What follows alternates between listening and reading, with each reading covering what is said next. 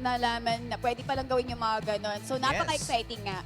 Yes, totoo yan. And I think our players are ready. So was our casters. So why don't we go ahead and start off with our match. Are you guys excited? All right, let's get it on.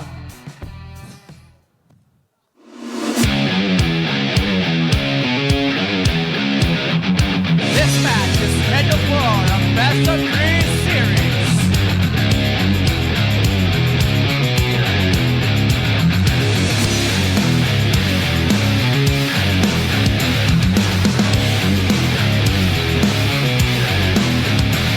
Zico, Wise, Green, Pilar, Iacu, and oh my Venus. Let's give it up for Onyx PH!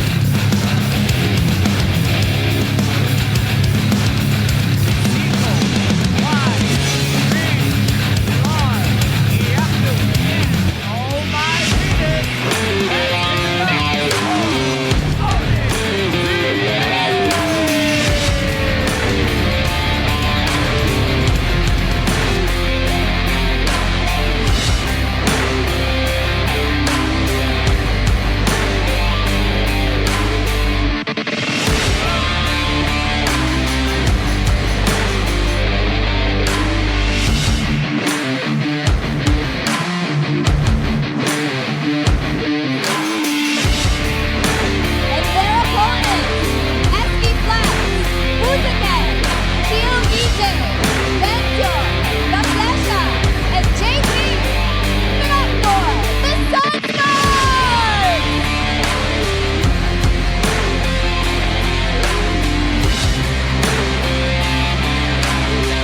Alright. So those are our teams for the first for today. Day 2. Okay, we are live here at SMX Convention Center. Para dun sa mga taong nanonood dyan, pwede kayong humabol dito. And, of course, we have viewers online sa ating official Facebook page for Mobile Legends. Mobile Yes. Legends Official and Mobile Legends Philippines. Don't forget to tell your families, friends, your kapitbahay na pwede silang manood din ng live stream kahit wala sila dito doon sa pages na sinabi ni Joe. Oo. Alright, so I'm gonna go ahead and ask the captain. Captain, di ba kahapon maganda yung matchup and they are actually mataas ang expectation sa inyo para dito sa game na to. And they are expecting na parang baka kayo raw yung mag-champion. So, what are your thoughts about it?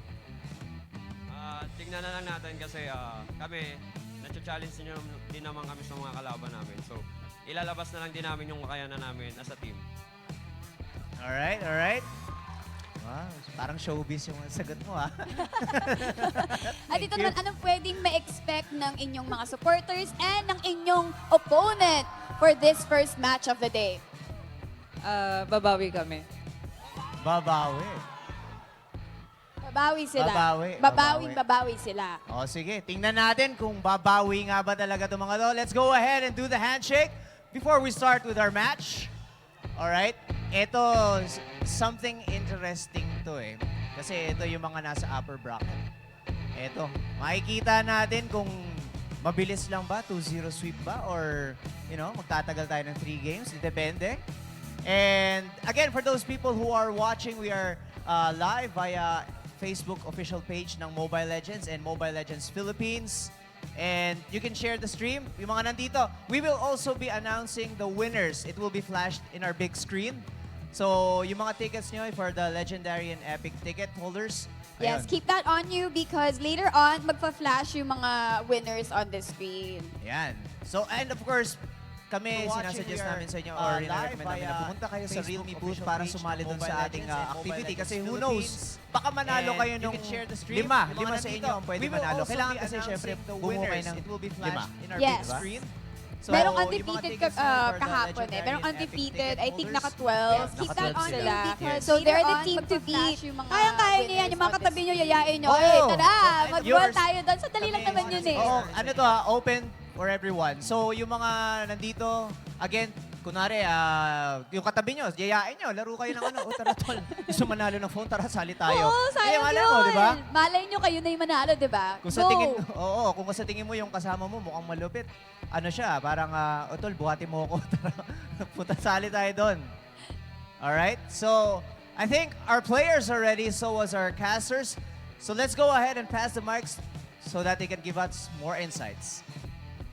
And yes, thank you so much, Joe Starscream as well. What's good, family? Welcome to Day 2 of Mobile Legends Philippines Professional League Season 4 playoffs. We are your casters from the English desk. My name is Leo. I'm Rockhart. And I'm TDZ.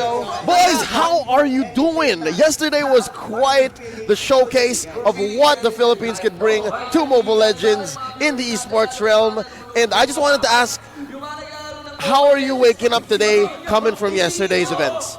Yeah, when I woke up today, I actually, I was kind of really tired because almost every game yesterday was a best of 3. Yeah, right. We went all the way. All the way. I mean, the only best of 2s that we saw were like I think only with these guys, Onyx, right? And I think another guy, which I completely forgot because again I was super tired. But it was all just a blur already. At this point, though, looking forward to today's match. I feel like. For me, it looks like a finals preview, but ready to be proven wrong. Oh. Well, we are opening with Sunsparks versus Mpl-Ph, and it seems to have just become a rewind, yeah? We're back to the first seed versus the second seed, and I'm just wondering how this is going to go. TDZ, how are you doing today? Yeah, I'm tired as well. I woke up early this morning around 4 a.m. trying to review. Yeah, I'm really trying to get the sleep, but I'm really excited. That's how excited I am. I want to see who will be our grand champions for our Season 4 playoffs. Well, what is the best thing to start it off for our Day 2? Of course, Mpl-Ph and also Sunsparks, one of the best, or especially going back to our regular season, top seed.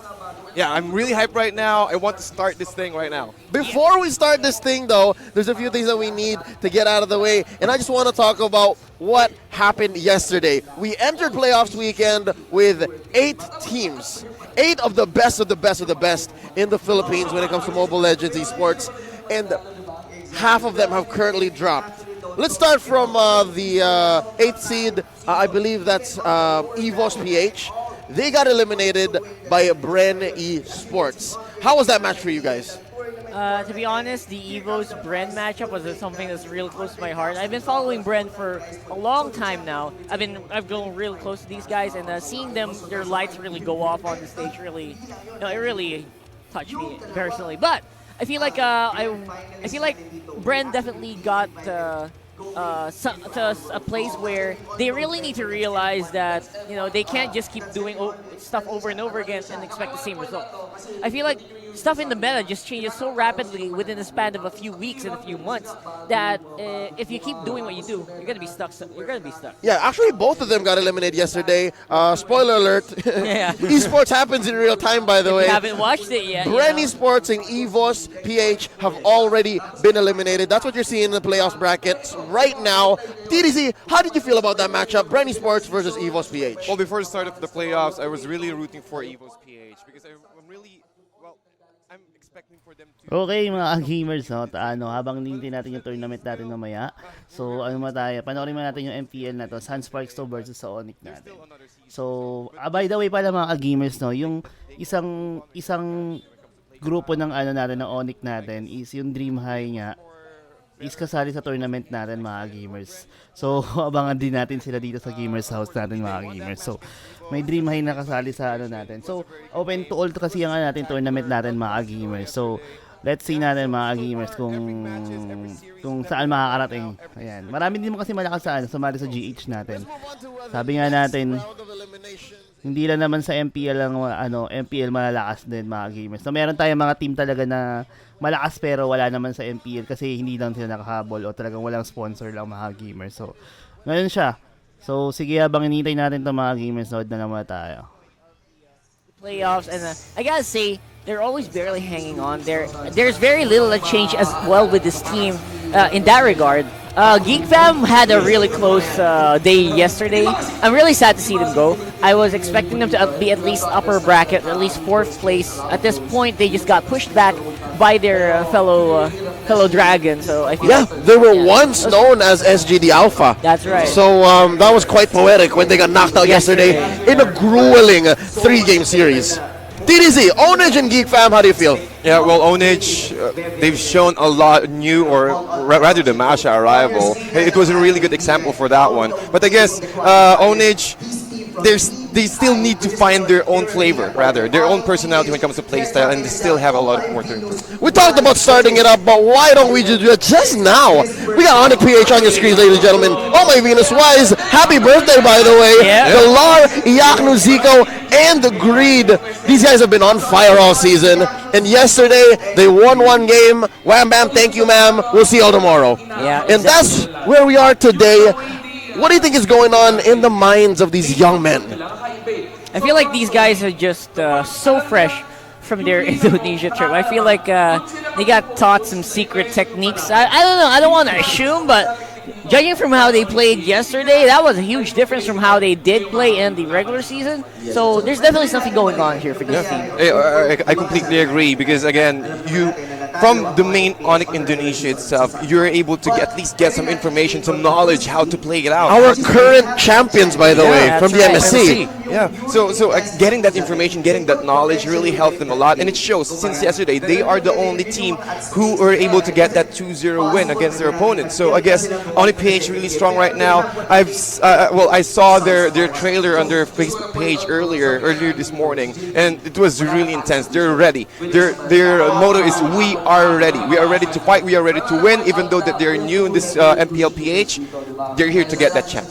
I got a little bit of a tidbit for y'all. I'm not sure if this is true. Again, coming from the grapevine, you know how people are, right? They talk, even amongst coaches, managers, players. And I heard that in their trip to Indonesia, it's the Indonesians who learned from these boys. That's interesting, to say the least. And then that's what's scary about Mpl-Ph right now. Going up against Sunsparks. Sunsparks, previously known as Bren No Limit from the previous season of the MPL.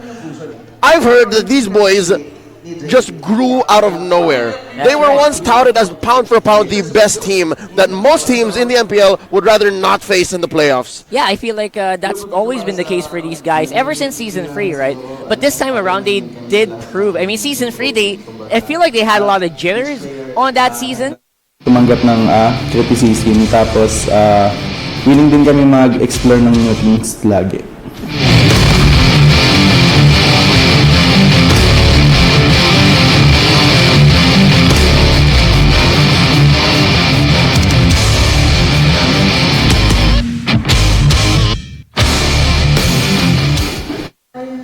Namin, basta magpakita lang namin na kaya namin sabay sa mga pro player.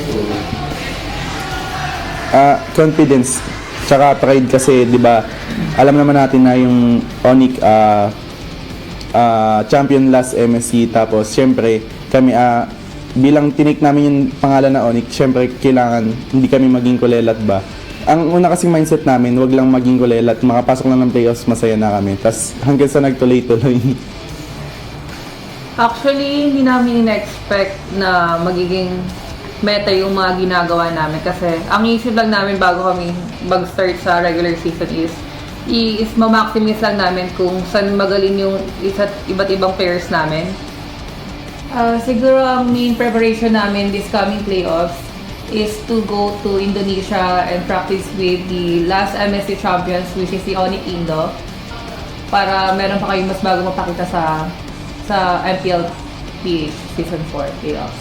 Para sa execration, Chaknu, umanda ka ng paiyakin ni Iyaknu. Darating na playoffs sa October 5 and 6, ini-invite namin kayo na pumunta sa lahat ng mga... Ayun mga gamers, no? Ganda na sinabi ni ano dyan. Ano itong pangalan niya yun. Pero sama naman yun, isa sa team talaga mga gamers. Kailangan talaga alam natin yung bawat, kung saan magaling yung teammate natin mga gamers, no? Para ma-maximize nga natin yung galing niya talaga. Kasi minsan kasi may mga may mga ibang team kasi, o kaya team leader, o kaya handler, na parang pinapagamit sa'yo lahat mga gamers. Hindi niya matinitingnan kung saan ka talaga magaling mga gamers, no? So, kidos tayo yan. Mukhang pinaghandaan talaga ng Onyx yung laban na to. Okay mga... Sige, ano lang tayo. Tuloy-tuloy lang tayo mga gamers. So, sige, panoorin na natin. Tagal kasi mag-start ng laban eh.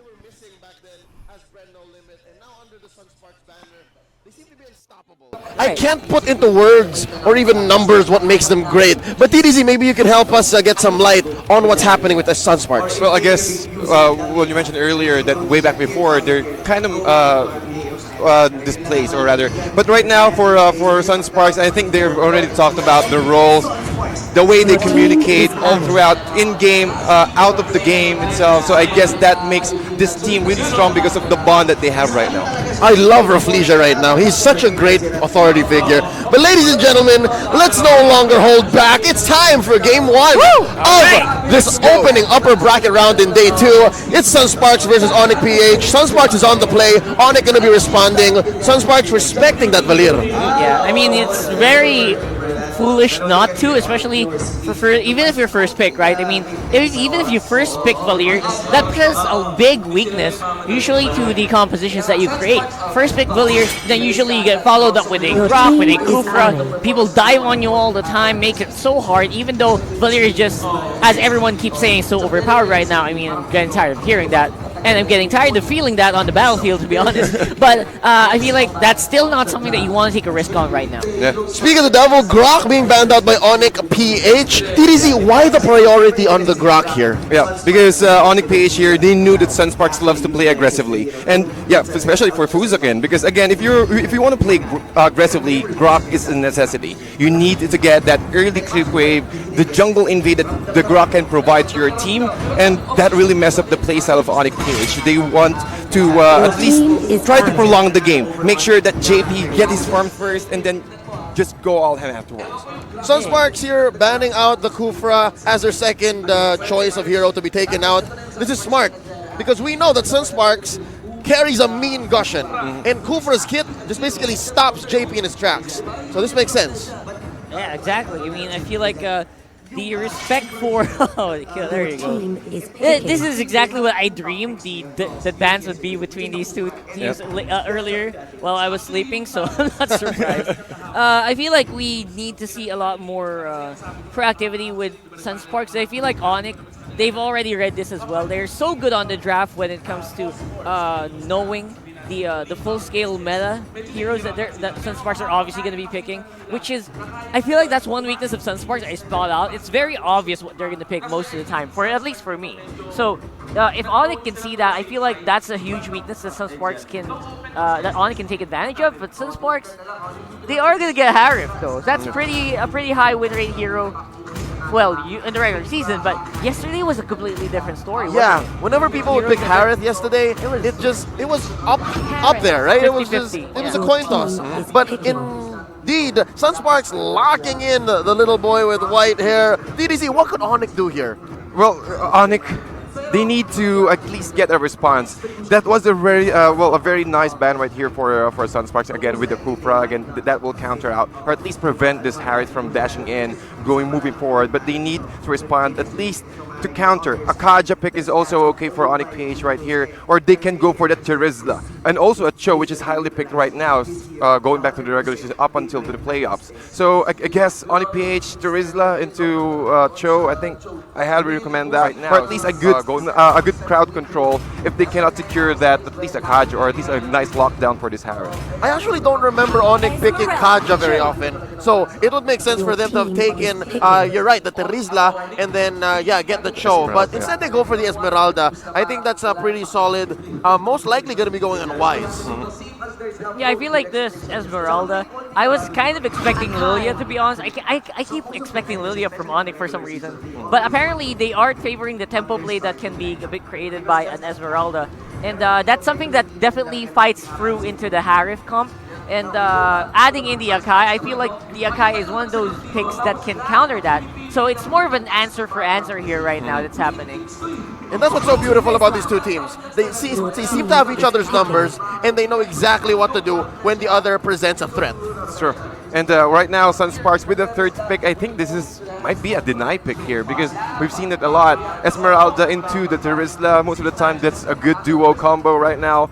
And yeah, Sunsparks just securing that. It will at least strengthen their team fight Enter here right composition now. It's- on top of the Hurricane Dance. So there's a lot of catch right now for Sunsparks. Anyone looking for an Estes right now for Onyx? I feel like that might be a pick. I don't know. I'm not sure. Now that you mentioned it, the Estes It's looking like an Estes combo. would be good right now because of the Esmeralda and the Thams. Yes. That would be pretty legit. And again, Sunsparks, very smart. I think they would be the wiser to ban it out, and there it is. Oh, very, very well predicted.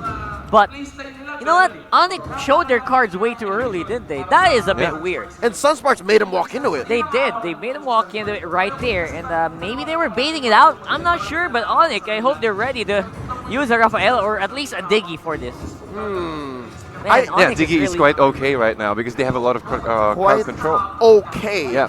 And again, looking back at history and just at the matches I've seen, I don't remember Oh My Venus doing very well on the Diggy. Yeah, he definitely picked it up, but it didn't really win a lot. I feel like it's less than a 50% win rate right now for Oh My Venus. So I don't know. Maybe Rafaela's gonna be the pick here, and it only shows that Onyx is definitely still in this meta that they're creating.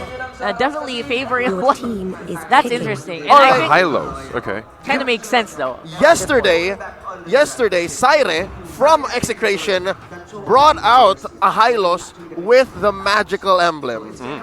With energy surge or energy absorption? Yeah, Magic Power Surge. No, Magic Power he made a mistake. It wasn't supposed to be magic power surge. It was supposed to be energy absorption. Ah, okay. Because that's the one that heals up. Yeah. So I'm not sure if Mpl-Ph is on that. Yeah. What's going on? And also, Execration picked the high-lows with the Harriet. So I think on the page prepared, they trying to anticipate that a high-lows on top of the Harriet is also good. They read into that. Yeah. Like yesterday. For Execration, right? Yeah. Okay, so again, I believe that this is a zoning play wherein Hylos would lay his ultimate down, and if the other team would choose to stay in it or out of it, Zaman Force popping it out, the whole battlefield is yours. Yeah. That's what I'm guessing it is. Let's check out what Onyx did. There you go. There's a Diggy. I don't know, man. I mean, that's our fears realized here. But it does serve well to basically counter against the Akai. Maybe stop a big penalty zone from dealing as much damage as it really should. Maybe they can allow them to walk away there and maybe waste a big time ultimate for both of these guys. Same happens with the Kaja, so I don't know. I feel like it's something that can still work.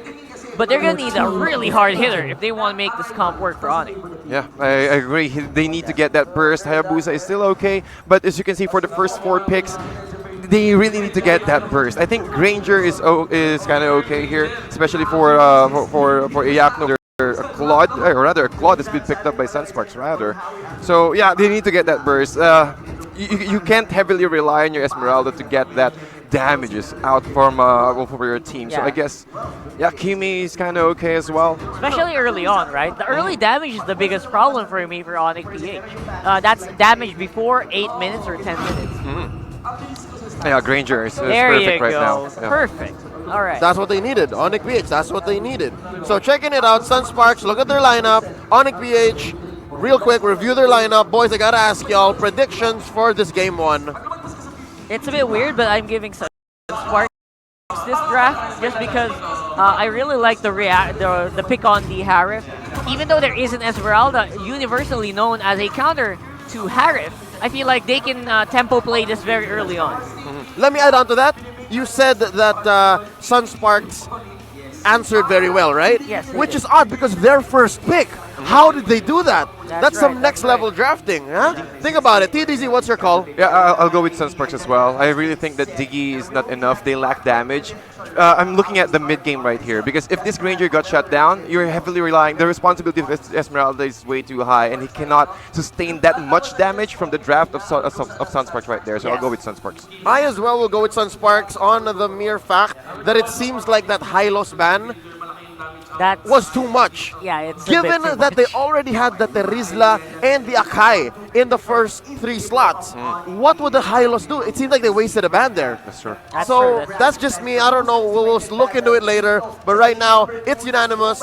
We at the caster's desk say 3 0, I mean 3 choices, 3 picks to 0, go into Sunsparks. What do you guys think at home? Let us know and share the stream. Let everybody know that MPL Season 4 Grand Finals Day 2 is happening right here at SMX. It's a full house. It's not even noon. And I'm loving the energy. It really is. I feel like everyone's just so excited.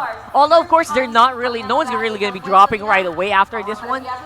They're going to go to the lower bracket, lower-ish bracket. I feel like it's still very important because winning this would give you such a big needed boost in energy because you get to rest the whole day. Oh yeah, you're just chilling until the finals. Yeah. And also, you can read your opponents. Well, you can try to anticipate which opponents you will actually get that. So, again, let's go ahead and go back to our game right now. This is game 1 for our second day of MPL Season 4 playoffs. We have Sunsparks versus Mpl-Ph. Here you'll see what the current laning status is. It's Fuzaken and Mpl-Ph going for their own buff here, just playing it safe. But up top though, you see the combination of Iyaknu and Delar just being a little rude, taking that small camp. Yeah, just stole that. I was really close by as well. I feel like Iyaknu is just... I mean, that's why you pick a Granger for the early burst damage as well. But I feel like, you know what? It was dangerous. It was risky for him. Yeah, I'm sorry. It's actually Iyaknu and Greed. Yes, it's Delar on the thumbs. That's right. Wow, they switched it up again. And that's the power of Onyx as well, right? They switch up almost all the time. So versatile. Yes. It's really the way that they can try to even out the lane. If they think that the lane is way too weak, they will just use the arrival and just switch lanes. Just easy as that. Talking about new stuff, yesterday we saw the arrival of Arrival, and it seems like every single team in the playoffs were on that. Yeah, just because of the buff to Arrival, reducing the cooldown of that and adding a huge speed boost after you land. I feel like that's basically a sprint, you know, with a lower cooldown and a higher utility. And also the surprise factor on top of that. You need to keep an eye on the minions and also in the turrets with that blue particle effect for you to at least be aware if there's someone coming here. However, Mpl-Ph trying to cut on the wave, but Renzo is well prepared. No way that you can cut this wave out. We will make sure that this one will push out. However, Mpl-Ph, also the rest of the crew, 3 members, trying to take down the turtle away, 50% HP, but I saw Zaman Force there being committed near the turtle area. Mpl-Ph were able to take that one out, but he'll be taken out by White as well. There's a lot of skirmishes happening, 2-4-1 exchange, and he will go down with Felicia, JP, and the rest of the crew. Fuzaken trying to TP away, but Delar will get that Molten Sights inside the brush area, forcing Fuzaken to respond and go back near the tier 1 turret. And also a nice steal for Onyx Delar here. This is a huge power play here for Onyx. Getting that turtle is pretty big, and giving Delar much needed sustain and more damage just makes that sustained solo lane for Onyx that much more dangerous. Wow. Look at that. I really like the combo of that fire recall for heroes like Vams and Valir. Yeah. That's really fun to watch, isn't it? Well, I really tried to get that, but I'm only able to get that 7 days trial. Anyways, ladies and gentlemen, we're looking at this. Oh, a lot of aggression here. God. Penalty zone will be used, but Time's Journey automatically plus the return from the Diggy. Oh my Venus, helping the rest of the crew with the Hurricane Dance. Shunpu out from Greed, but Mpl-Ph is also there, committing the Zaman Force. Returned back by Oh My Venus. Fuzaken also trying to commit even the Divine Judgment just to make sure that they will secure that kill. Okay, I believe that rotation was a little too late, but they made it work, right? They made it pay. Absolutely. Again, that's how you counter a Diggy lineup, by the way. You don't focus on heroes that Diggy is trying to save. You focus on Diggy himself, because he cannot cast Time Journey through that. Oh, but a nice return kill here. He might be able to get that one out, 1,000 Pounder, but he might be able to get that kill into the Stars Dance. Birthday boy here. Really? He's really pumped up right now. Really pumped up right now. You can tell here, Wise, again, getting the much needed gold cleanup that you need on the Esmeralda. That's pretty huge. Sunsparks has been playing a little messy for the past couple minutes, and right now, sitting at 4 minutes, they are down 3,000 gold against Mpl-Ph. What's going on? Why is this the way they're playing now? Like, look at that. I think they just want to stall the game and then just maybe play around the tempo play of the claw here. Again, the jukes! that was a pretty well juke there. Top lane, though, that's a different story. It will be secured. Iyaknu down for the count. Wow, that hurricane dance from Mpl-Ph is always on point. I think that was the third time that he's able to lock down at least the core heroes of Mpl-Ph here. And we do have a pause. Ladies and gentlemen, Mpl-Ph on a roll right now, trying to get that early aggression inside of Sunsparks, and Sunsparks still able to get that, or at least maintain, or get their own footing on par with the aggression of Mpl-Ph. On the map, I think Sunsparks is winning. They recently took the mid turret, and of course, I think I saw Fuzakin start up the turtle. Yeah. So they are down some kills. Maybe they've been losing out on some waves, but I think they're slowly working back towards owning the map. Yeah, especially Renzio, after that mid-take, he actually went straight somewhere else. So just to make sure they have lane control all the time. That's also a big reason why you pick up the arrival in the first place. After you go for a tower, you move on to the next one with the biggest creep wave, then you get that lane again, and then you move to the next source of gold, which usually is a nearby crab or a nearby jungle camp. So the jungle, your gold efficiency on arrival is definitely way up on the standings, not to mention your experience. And also, for 75 seconds, just way, I think that arrival right here is the new meta spell right now. And also, if you cancel it out, that's less than 30 seconds, so that's 45 seconds. Yes. Plus the battle spell, pull yourself together, minus 15%, so that's a way high efficiency when it comes to battle spells. And going back to the game, ladies and gentlemen, Sunsparks able to trying to get that turtle way back, at least trying to even out the gold net worth lead. Still 2,000, almost 1,800 lead for Mpl-Ph, but still Mpl-Ph not going to stumble. You just need to continue with their aggression. Yeah, it is a rare sight for me. Usually in the games, usually see the fans be the, the safe lane, the lane that just tries to stay alive. But this time it's the lane that's doing a lot of damage actually and pushing back against a Claude very early on. So I feel like that buff that he got earlier just adds so much more threat on this Fams compared to the rest of the team. Yeah, again, one of the weaknesses of Fams is it can easily be kited. Well, you don't want to use your second skill for you to run away. However, here in the top lane, 3 members of Sunsparks hiding inside the brush with the turtle buff on KLVJ. So most probably Sunsparks will try to take down this tier 1 turret, and they will be successful doing so. And also in return, bottom lane has been destroyed. Yeah, very close to evening out the gold here, but of course Sunsparks, they're also fighting against the gold generation of Mpl-Ph, Dilar, and of course Wise on the Esmeralda. Very, very scary right now though. The positioning of Mpl-Ph gonna be so close as well. That is a really, really unfortunate area to stop. Alright. Big fight about to happen, yeah? Yeah, right after the Hurricane Dance was casted. Oh my gosh. All right. Anyway, where were we? I feel like that's such a great opportunity for Sunsparks if they caught someone off guard. But apparently, everyone else was already able to get out of the way anyway, so it wasn't really gonna lead to anything else. Anyway, would have been good if the Hurricane Dance was onto Iyaknu. Yeah, that was what I was which they did about. like a minute ago. So Yeah. that was good. Perfect. Yeah. It's what led to Sunsparks still getting into this game. Yes. And they lost bottom tower, so Dilar is very farmed up. Massively farmed up fans here, which is a rare sight to see, as I would like to reiterate, because usually that's the lane that kind of has to sit back, and just relax and absorb the minion waves as a solo laner, but he's the one who's actually pushed the tower first. So that's not something you see every day, gotta say. Dilar looking real good. However, of course, JP, he's not really using a hero that's supposed to fight early on. He is on the Claude, and that's a big difference from how he usually plays, to be honest. I agree, and Dilar really pushed out the at least trying to pressure out JP right here.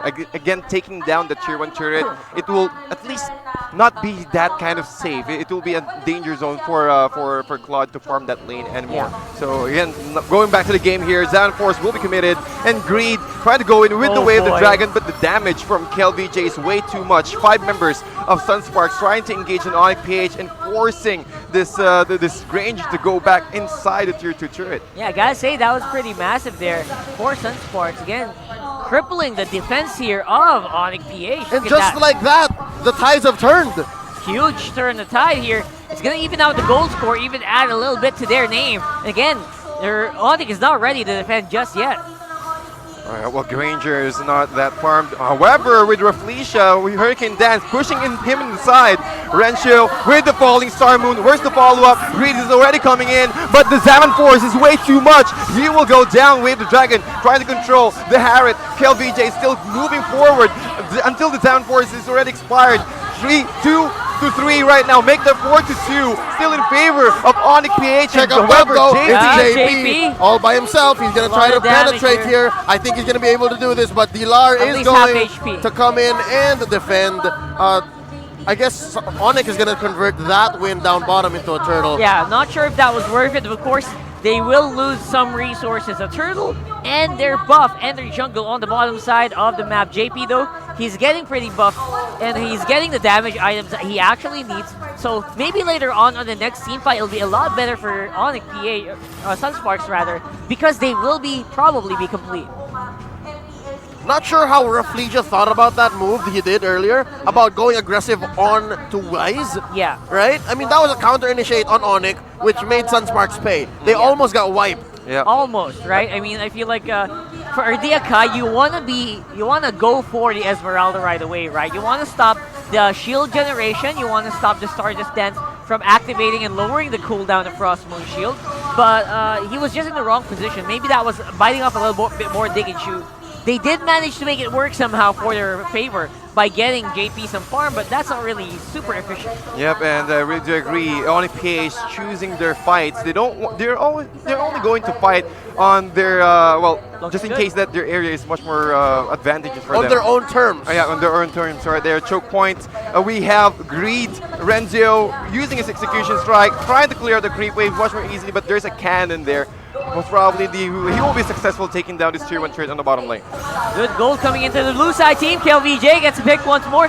Rafflesia going for Greed this time around. Iaklu still very safe. Dilar already used the Cotter and Inferno, so will not have some regeneration available if Sunsparks chooses to fight on this one. Lord coming up in 17 seconds as well. This could be a big pick here. JP, again, Golden Staff, Demon Hunter Sword already locked in. Greed dancing and playing around here with JP, getting baited out. Of course, Turret will be the casualty here, and possibly the Lord. They have a much more better positioning now on the side of Sunsparks. One more second now that the Lord will respond. Mpl-Ph really needs to contest this one.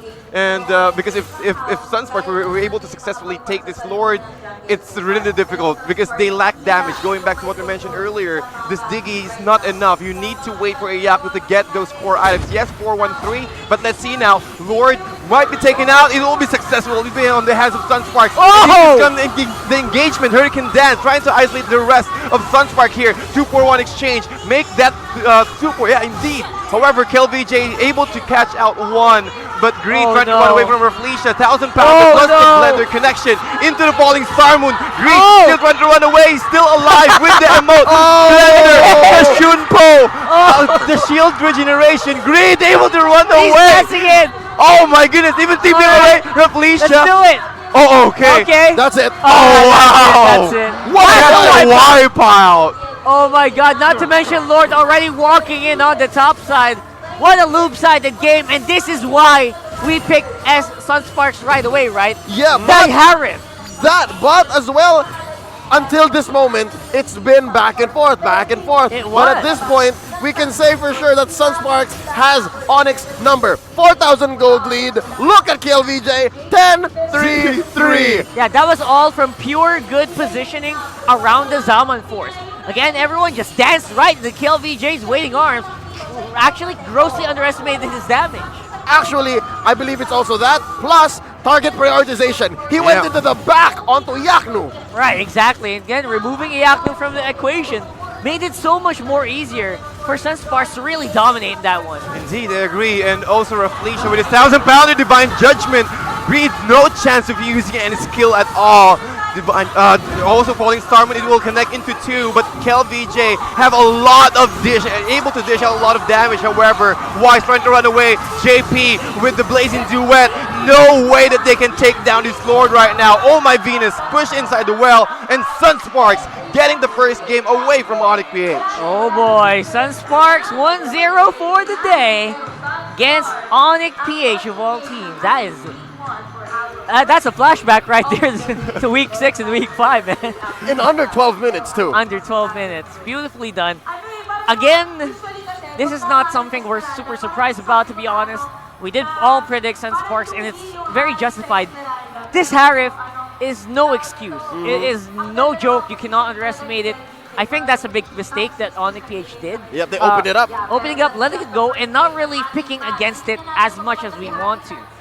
It's great that you get the Esmeralda, but obviously that is not enough. Absorbing the shield of this guy, not going to be enough to stop him from moving. You need some strong crowd control, some strong anti-CC, or strong CC. Maybe if they were the ones who got the Akai, different story. Yeah, I agree. I completely agree. They lack CC.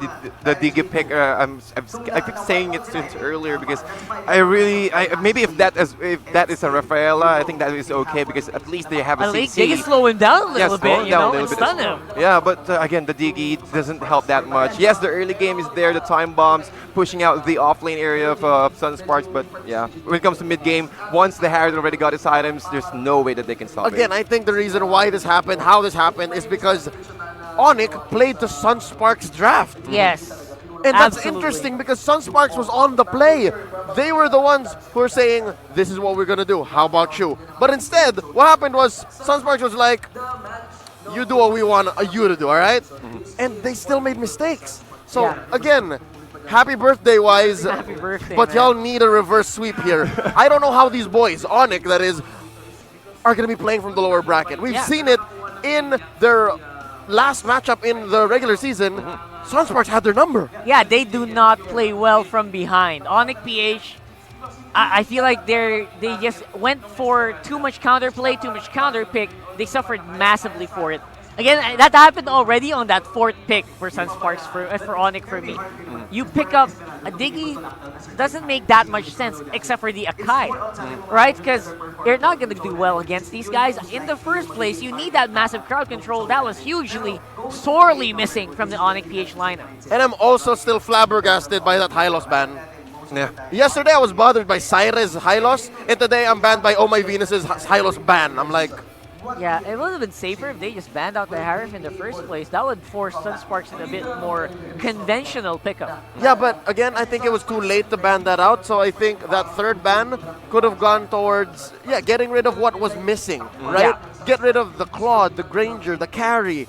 There's so much more. Check out the highlights, ladies and gentlemen. Again, earlier on, it was back and forth, but Sun Sparks traded very smart. They're really smart as well, maximizing the damage output from KLVJ in the majority of the fights. It was actually fairly 50-50 in the beginning of the game, but the initiation and the counter plays from KLVJ just really strong. The Zaman Force was never really used for chasing, more for the re-engage, and for a majority of the time that did work out. Even this failed attempt, he bought so much time in that. Yep, this is a practice attempt. And Yeah, then that was later on, it happened for reals. right there on that same This spot. is a real one. This is a real one. Yeah, right there. Close to it, yeah? Very, very close to it, at least. There you go. You see that Red Seal was actually doing pretty much good damage. Everyone was ignoring him. And then KLVJ was the one who was finishing them off with the cleanup there. Again, the shields generated were not enough to be removed completely by the Esmeralda, which led to the Esmeralda not really mattering that much in that coming team fight.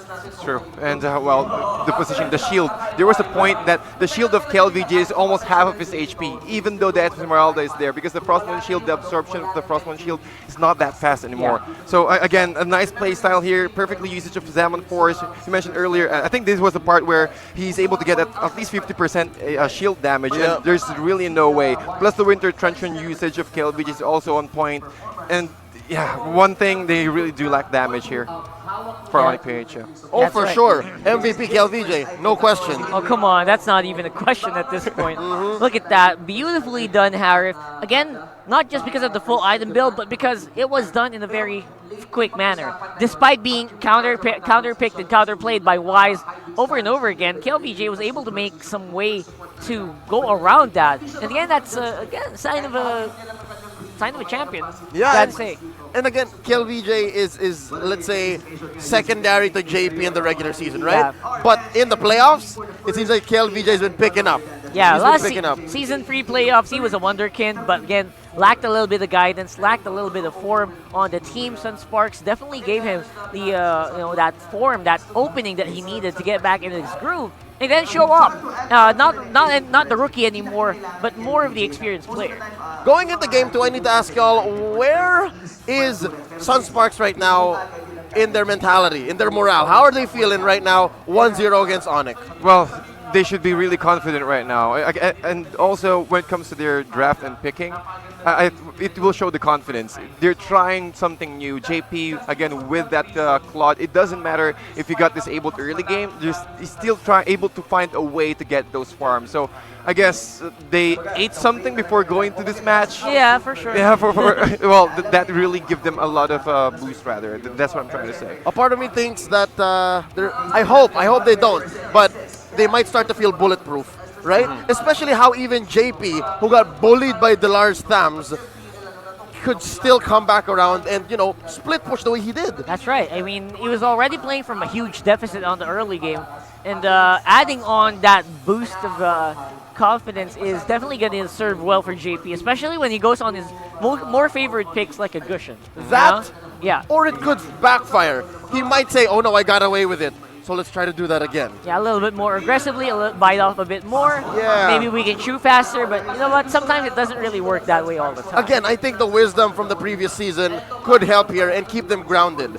That's key. Discipline is key. Let's talk about Mpl-Ph though. Again, we mentioned earlier, they're not very good playing from behind. They're not really that good. They could have the propensity to, as we gamers call it, tilt. So how do you guys think they're doing mentally right now? Rockhard, tell me about it. I feel like that's how it usually happens, right? It's going to be up to Mr. Captain right there to keep everyone in ship shape. But that's been his job for a majority of the season anyway. Whenever Venus tilts, everyone else does. So it's going to be up to him to just really keep it together in a really bad situation. I mean, get into your mind that this is not really game over yet. It's just going to mean we're going to have a longer day.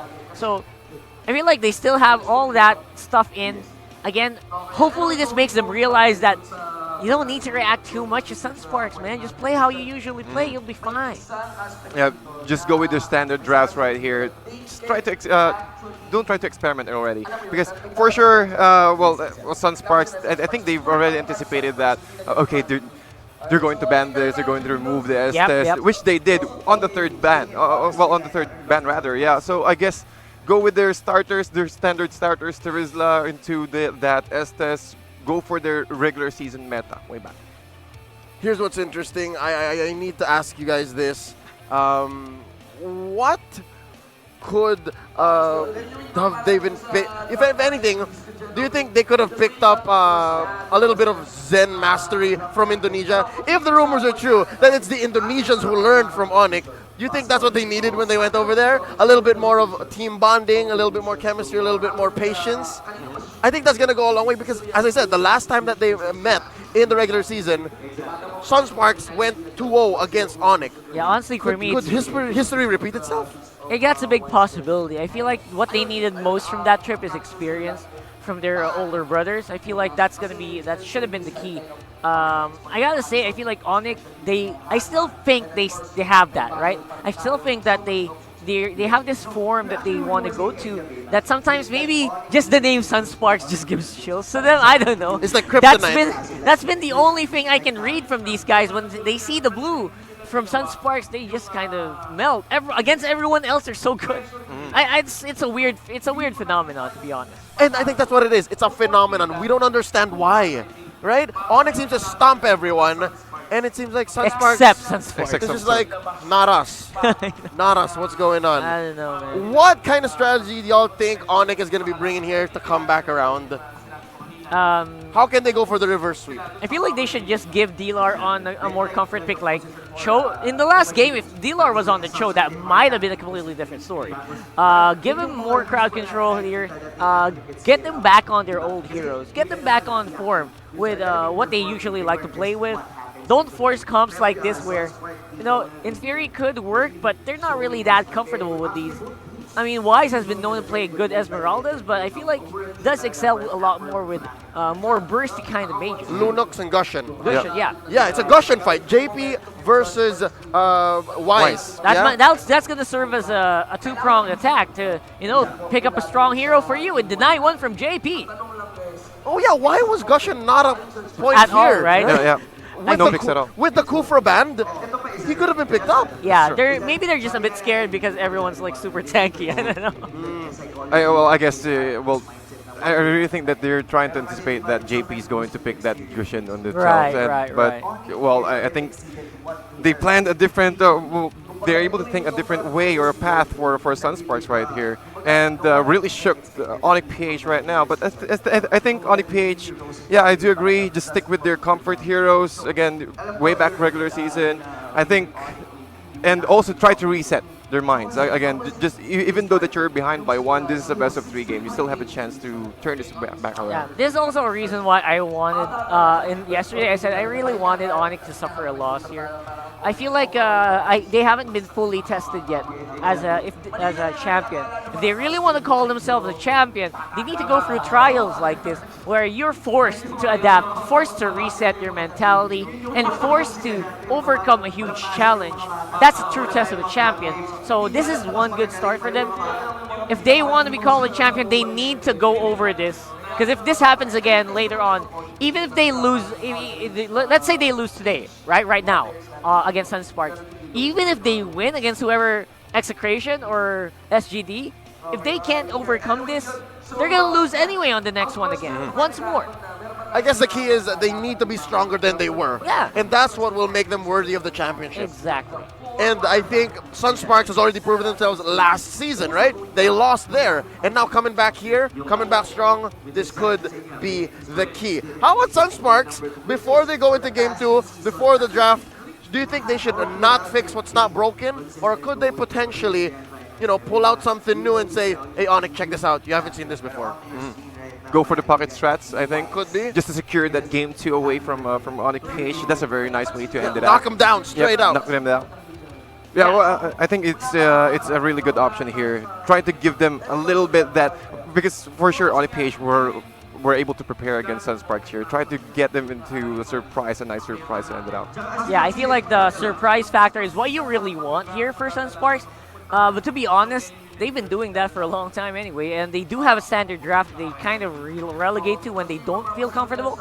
So Sunsparks definitely I feel like they just need to redo what they did earlier anyway, and that should be fine. But, add in a little bit of something, maybe, I don't know, Hylos, man. Where was that Hylos from anyway? I'm honest, I haven't seen a Hylos game yet from the regular season, so... Same. So I don't know where that came from. Hard same. But ladies and gentlemen, let's get into the draft. This is Game 2. Do or die for Onyx-Ph to stay in the upper bracket. If they lose this, they drop into the lower bracket, but they still got a chance. They are going to be on the play. Sunsparks responding here, taking out the Kufra. I guess not bad. I mean, that's where you want to be. That's usually the key to opening up a Gushen in the first place. Remove the Kufra, and kind of works for themselves as well. Sunsparks not risking it with the Valier. To be honest, I feel like Sunsparks just don't want to deal with unknown variables at this point, because not necessarily because Onyx plays a good Valier, but because Valier is such a wild card for most games. I have a question for you two. Which do you prefer? Support Valier, the way that Hayes played it, or the violent kind of Valier, which is more of a mid-mage? I feel like I wanted the Valier from Carl Teasy a lot more. That's the perfect example of a Valier yesterday that we saw. Hopefully you guys watched that. If you didn't, please go back and watch that video in the last game of the first day. That was perfect. And it embodied the SG Dragons meta at the same time. Maximum output for Flames and just hyper-aggressive all the time. Yeah, I completely agree. And I really think that position 4 Valier is still effective late game. It's almost the same with the main or mid Valier, but it's just that the power spike is much more lower in that one. But the same outcome will still be there. It really depends on the early game if he's able to get his at least one core item, genius one, or rather a glowing one, rather maybe an ice queen one. It still be the same right there. But yeah, highly contested, highly picked. I think it Opening was up the only Harris.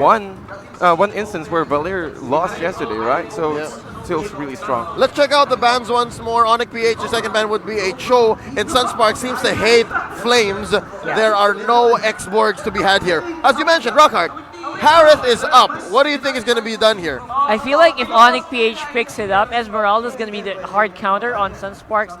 And then, if they get the Akai, they're in for a bad time. But I guess I was expecting Grok anyway, so I'm not surprised at all. Yeah, so they're going the other route where they give away the Harif. And if they don't lock in the Esmeralda on the second rotation, Harif's going to be in for a bad time. Yep, this could be... Because the Grok is a good counter against this could be a Venus Grok. Yeah, for sure. Yeah. Most likely. Sunsparks, though, getting that Harith There you once go. more. There you go. All right. I think they answered the question. They're going to go do the same thing. Yeah, except for this time around, they will be the ones to try to see if they can lock in the Akai. I feel like the Akai is fine, but that's the same as Esmeralda, last- yeah, it's the same as last one. Exactly the same. I feel like the Esmeralda is going to be something that you want to take here just as an insurance policy. So an But- Esmeralda and an Harith. Yeah, but if they don't want to go double mage, they will have to go for something a little bit more risky. And giving away the Esmeralda for Wise is a bit unwise, in my opinion. This time around, it's going to work better because of the Grok. I think they're fine with letting go of the Esmeralda and foregoing a double mage lineup. I believe they want to have at least one core. They want to have one marksman for sure. Because there's so many marksmen right now. Yeah. Carrie, Kimmy, Claude, Granger. So they're fine with leaving that open. I'm not actually surprised if they get a Claude here, right? Yeah. Well, playstyle right here, it's kind of okay, but for Sunsparks, I really want to see them go for a double mage as well. Yeah. Massive win rate for that Harry, 58%. That's pretty solid. The few times he's been picked up, right? Yeah. There you go. Again, the dual combo Esmeralda plus the Terizla.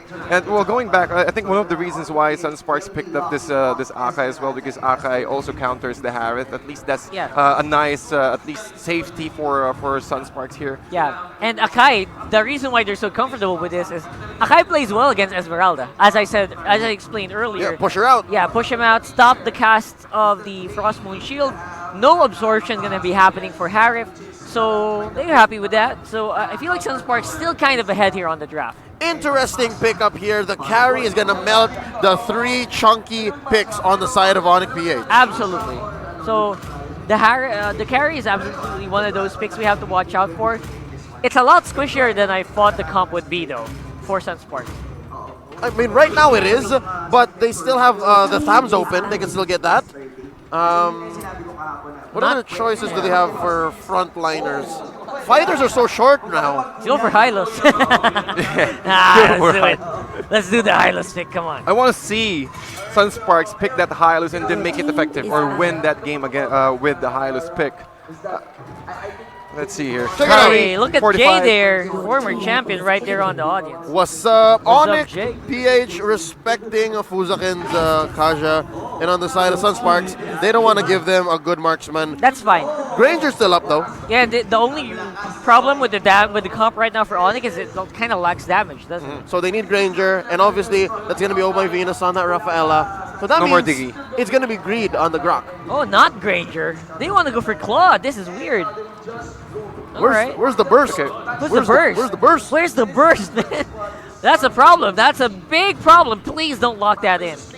And also given the fact that they also have an Estes on the side of Sunsparks here, so prolonged fights for Oh, sure. Lordy Lou and Estes. Y'all know how I feel about Estes. I don't know. I'm not sure about the Franco pick. You have a lot of crowd control, but no early game damage at all for And Onyx. they're so chunky. What's going on? They could There go. you go. Thank you. That's All much right. better. Still questioning the damage. Damage output still a problem. Still a little iffy. Sunsparks, don't do this. Don't Please. do this. Rafflesia, no. Rafflesia, no. You already have a winning formula. Stop it. What is this, Geek Fam? No. You are not Billy. Don't badang. Okay, that's much better. A lot better. So, It kind of puts their comp in a bit of a more soft position. I would though, prefer so this. This is the answer. I feel like that's the automatic answer right there for Sunspark. Rengio, lock it, my boy, lock it. Thams, this is one of Sunspark's best picks. Very, very good win rate. Almost close to 90% 90% if I'm not mistaken. 80 to 90%. So, Yeah, that's fine. That's fine. picking up the Leomord! Oh, all right. You know I'm a fan of a Leomord, but not like this. Not like this. So easy to counter this, to be honest. Okay, that was such a roller coaster of a pick. I don't know. I'm kind of okay with the pick here for the Estes. It's fine. Yeah. Just add in a chunky boy there to add some more oof to the Sunspark comp. But to be honest, this Sunsparks comp is gonna do well in skirmishes for the 3v3s. Not so much for the full scale 5v5 that I think they want to go for here with the SS pick. I believe they might go for a 4-1 here and leave Renzio to his devices for a majority of the Solo match. Leomord. Yep. Right. Could be even an arrival Leomord. Dun, dun, dun. Yeah. That's fine. That's fine for me. Super split push Leomord. Just go to every lane that you can. Spam that arrival as much as possible. And then maybe get some good damage in when the team fight happens. Obviously, you're not going to be there when it starts. So you want to rely on the 4v4 for Sunsparks, and then just wait for Renzio to finish his job, and then go in full HP, everyone low, Clean get the up. critical hits. Yep. Yep, Barbiel Express, right? Yep. TDZ, how do you feel about these lineups? Don't go for a prediction yet, just tell me your thoughts. Well, that Leomord pick is only for the Granger because the first 4 picks of Mpl-Ph right here is more of a frontline approach. So again, with that Leomord, I think it will be easier for them at least preventing this Granger to dish out those damage because as long as the Granger is busy, he can just focus on just one hero and that will be the time for Sunsparks to engage or to fight against the four heroes, the 4 frontline heroes of Mpl-Ph. All right, let's go into predictions now. Tell me about this. Are you seeing a 2-0 Rockhart, or could Onyx turn this around? I feel like Onyx is a little bit lacking of damage still, so I feel like even if they win some of these skirmishes, they're also going to lose out on the big... sorry, if they win the big 5v5s, they're going to lose on all the skirmishes here. So I feel like this Sunsparks win for me. All right, TDZ, 2-0? Yeah, I'll go for 2-0. It's kind of slow for me for Mpl-Ph here. All right, so let's get into it. Let's enter the Land of Dawn and see if Mpl-Ph can stay in the upper bracket, or will Sunsparks just chill for the rest of the afternoon, waiting for the grand finals. Right now, ladies and gentlemen, Mpl-Ph, we do have our laning phase. JP on the top lane, duo for Mpl-Ph here in the middle lane. Wise and Oh My Venus trying to get that fast level 4 for this Esmeralda for them to start to rotate. And Sunspark, a little bit of skirmish here in bottom lane, trying to take down the blue buff away from Sunspark.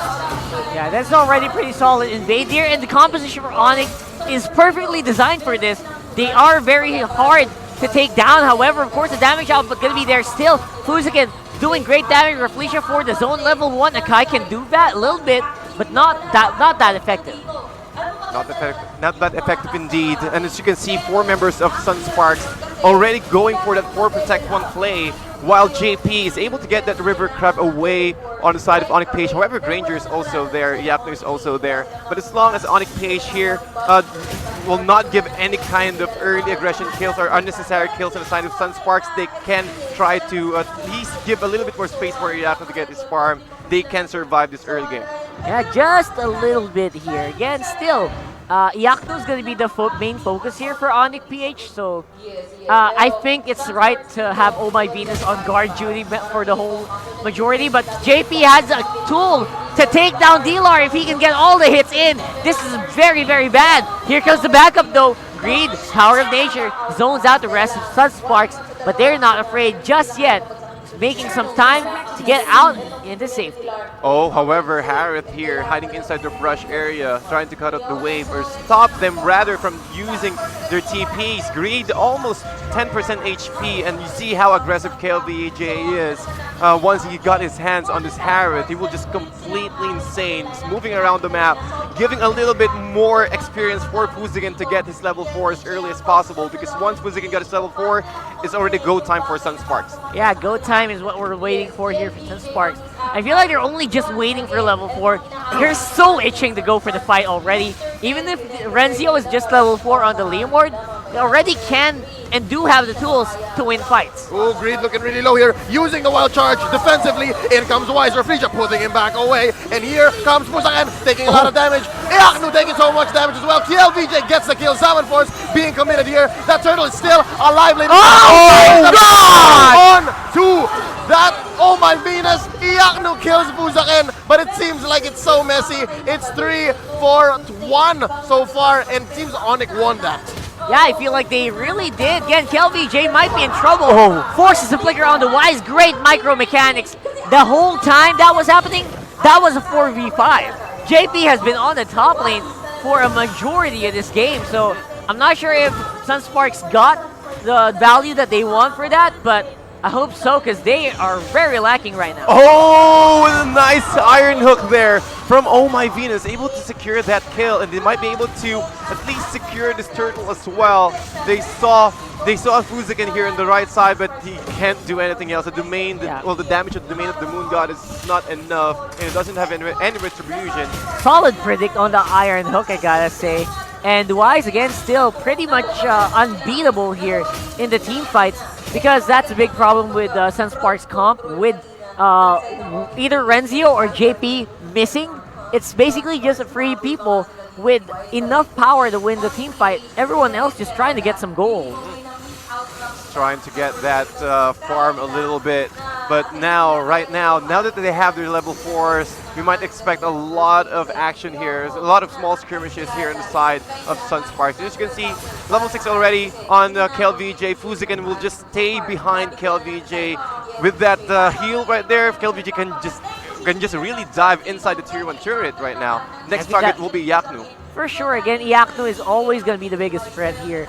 And I think Sunsparks realizes that. That's why they're going for the bottom lane rotation really quickly and going for the turret as fast as possible. Of course, it's going to be Refleja keeping everyone safe. Wise even being the... Oh my god, the damage output from JP is just unreal right now. Refleja going to have to live through this. No Hurricane Dance available. Dealar absorbing so much of the true damage here.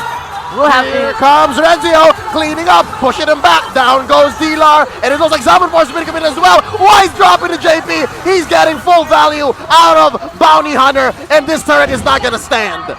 That's going to be a really quick turret. Sunsparks not showing any signs of slowing down. Will be stopped by the lack of minions, but I think they got what they want from that trade. And right now that they do have at least 30 more seconds to take down at least one more turret away from Mpl-Ph and then transition into the turtle afterwards. Yeah, JP, I guess that answered my question earlier. Did Sunsparks get the value that they wanted from JP being left alone on top lane for so long? The answer is yes. Yeah. Oh, right now with a nice Hurricane Dance here, trying to control his one member, Delar, with the penalty zone, holding down 2 enemy heroes, but the damage is not enough. KLVJ not committing the Salmon Force, only Mechano dashes, and Synchrofish is already enough for them to take him out. While JP already starting off Turtle, and I think there will be no contest at all inside the Onyx. Yeah, right now though, Turtle is going to be going over. The Sunsparks much needed tempo play once more for KLVJ on the Harriet.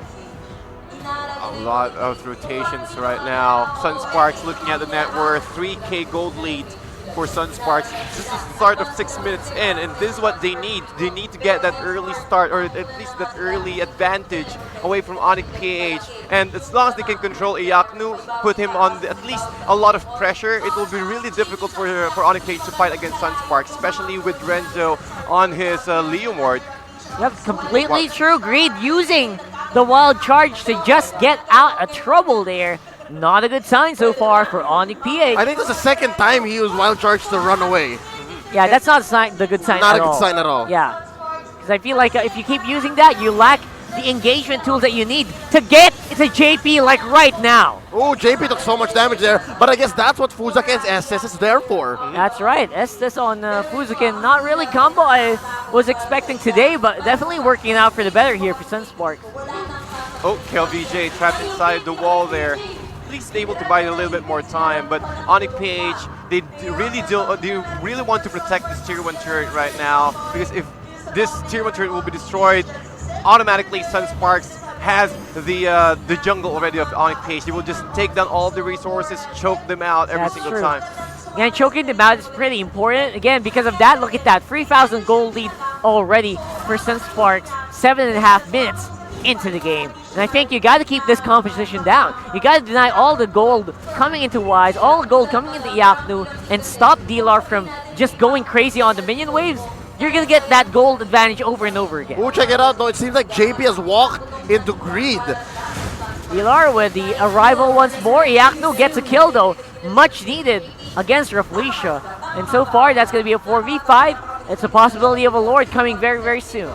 Yep, now that the Lord has respawned, that will be the next objective for both teams right here. I think Mpl-Ph, what they need to do is the Rhapsody. Oh my goodness. Trying to isolate Renzo right now, but Iaknu will be focused. He needs to go back, but Renzo, again with the AoE, the damage is still enough on the side of Iaknu here. Mpl-Ph able to get that, at least get the return kill. Hurricane Dance on Greed. Again, another wild charge just to disengage.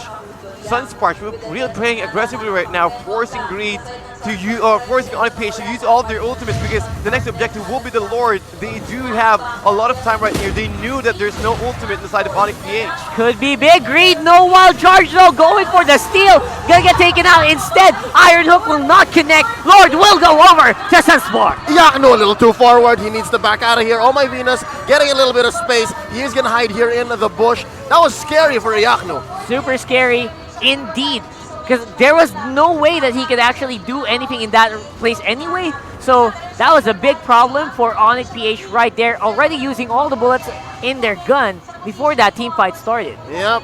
Let's talk about the net worth of both teams. 4,000 gold lead on Sunsparks. Mpl-Ph trying to catch up. Not going to be a good situation for them. Lord marching up top. That's going to be something very difficult to deal with here for Onyx. They will need to dedicate Iaknu to clear that out early on. And Sunsparks, they're still roaming around the map. They're looking for a huge victim to get them out of form. And Renzi on the bottom lane just getting so much more value as well while all this is happening. While this is happening, Sunsparks already might be able to take another turret down, and they will be able to do so, and then transition over to the middle lane just to remove all the outer turrets away from Mpl-Ph. And this is what we're talking about, man. They need to reset. They need to at least try to keep an eye or get that focus on it with a nice flicker back. That's the right target if you're looking for Immortality. Are they ready for round 2? Penalty zone just to isolate 3 enemy heroes here on the side of Sunsparks. Again, with a nice isolation, Zaman Force will be committed. 2 heroes down for Sunsparks right now, and they will just try to disengage. Yeah, JP is really good as well on the carrier, right? I feel like he's been doing such a good job so far. A bit of a misstep there for KLVJ. He did slip up on the Harif. A bit more Digichu. They were under the tower in the inhibitor tower, so that's a big problem. Should not be that deep in the positioning. Yeah, bad deal all around, yeah? You got hooked as Fuzaken, and then KLVJ dived in to try to save him. They lost 2 dudes there for free. Yeah, and you don't want that to happen. However, well, here in the bottom lane, Wise! Again, with the Stardust Dance, Lar able to connect the penalty zone, but Renzo able to run away. Felicia with a nice protect with the Hurricane Dance, but still able to secure the kill with a nice rock wall. Fuziken and Felicia left alone. Onik trying to run away. Where's the damage? Iron Hook did miss.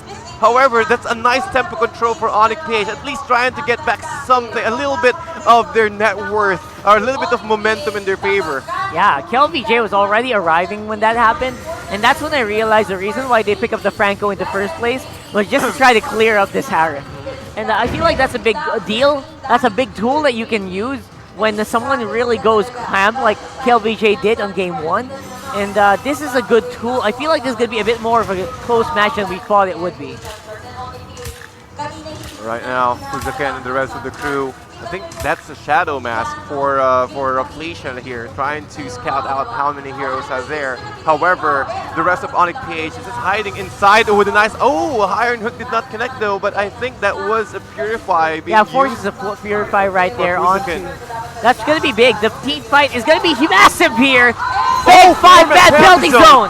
Oh, the Zaman Force will also be committed. KLVJ here left alone while the rest of the crew is still able to get down. They're able to take down Wise and also Felicia on the front lines.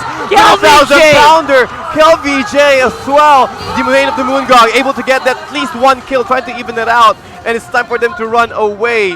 2 lone members of Mpl-Ph. Can they handle it? Can they at least buy a little bit more time for Mpl-Ph to survive the next minutes? I'm not sure. 21 seconds on the next Lord. That is going to be just a right amount of time for Sunsparks to secure this. That goal lead is not that massive, but the tempo swing is just too much for Onyx to handle. Don't forget, the rest of their towers are very much out of the contention in the first place. So this Lord going to be an easy take for Sunsparks if they choose to. 3 for 1 is a good trade, but it's going to get them some time to take this Lord. Mpl-Ph starting it up right here, but Mpl-Ph not wasting any time. Iyaknu are just throwing out some bullets, and the rest of Onyx is here. There's 4 members near the Lord Pit, with Wise just following through. I think that was already a Death Sonata being committed. No other tools to steal this except for Retribution. Oh my god! All right, nice pull here from our Felicia. At least able to isolate the rest of Sunsparks here. Able to 1,000 pounder out. Domain of the Moon God. Greed choked inside the domain. Also with the penalty. Catching 3. However, Mpl-Ph trying to focus on Iyaknu. Iyaknu against Mpl-Ph. The damage from the Rhapsody. Able to take down Mpl-Ph first. Triple kill for Wise. It might be able to get this Maniac. Immortality. Fuzican trying to buy a little bit more time for the rest of Sunsparks to survive, or at least to respond. Wise here, even using his ultimate. Again, round 2. However, they're not wasting time. They're not wasting time indeed. This Tier 3 turret, all the members here already, all the crowd already jumping in. They can feel it. Mpl-Ph, they might be able to secure this. 4 more seconds. 3 seconds. Make that 2. Mpl-Ph with a nice 1-1 kill here for Sunsparks. Oh my god, that was massive. A massive comeback. To be honest, that was not an Mpl-Ph play. A single that was a Sunsparks mistake. That was a Sunsparks mistake. Yeah. What happened there? To me, I'm looking forward to the replay for this one because that shouldn't have happened. I think it was the perfect combination of penalty zone and the Falling Star Moon in the same area. That's true. And that's what made the difference.